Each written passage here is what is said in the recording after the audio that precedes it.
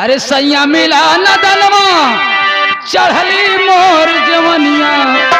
दुल्हनिया कही गोहरा में बूढ़ऊ सैया मिला नदनवा चढ़ली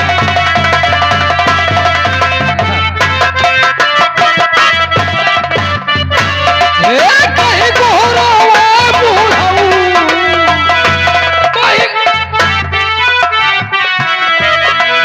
सैया मिला नदनवा चढ़ली मोर जवनिया दुल्हनिया कही गोहरा में बूढ़ऊ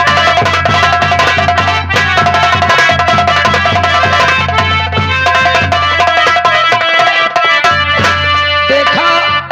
जब अपने ससुरे गईन हमरे सैया एकदम छोट के रहे एकदम नान के हमारे बुढ़ऊ एकदम जवान रहे लेकिन देखा नई उमरिया चढ़ल जवानी जब नस टपके पानी नई उमरिया नई उमरिया चढ़ल जवानी जब नस टपके पानी आधी रात के याद सतावे आधी रात के मदन सतावे अरे हमके पियवा यादी आवे आधी रतिया बाबा हमसे मांगई पनिया दुल्हनिया कही गो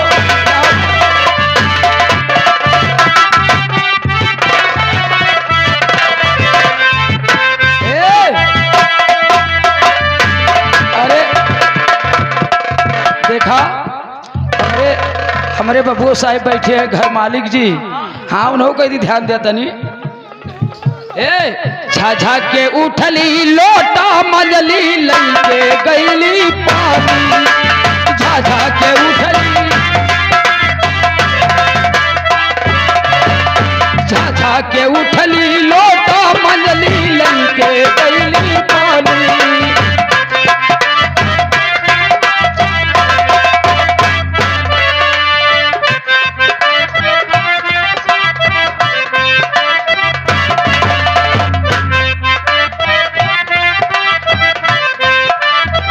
हेलो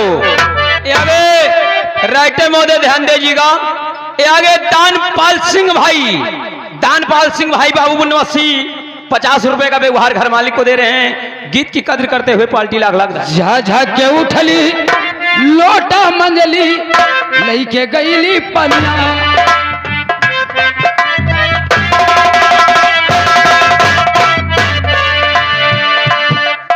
हेलो ये आगे श्रीमान हमारे रोजई चच्चा अन्नी बैजल के निवासी 21 रुपए का इनाम दे रहे हैं बाल्टी हार्दिक स्वागत है लाओ पैसा हम उनके बहन ही अरे सीधा पनिया तोरे रोजई चच्चा के हम बहन लागी अच्छा खोल केवाड़ी बाहर गईली लईके गईली पनिया खोल केवाड़ी बाहर गईली अरे हमारे चढ़ी जवनिया कहाँ बतौर बटनिया दुल्हनिया कही गोहरा में बुढ़ऊ सैया मिला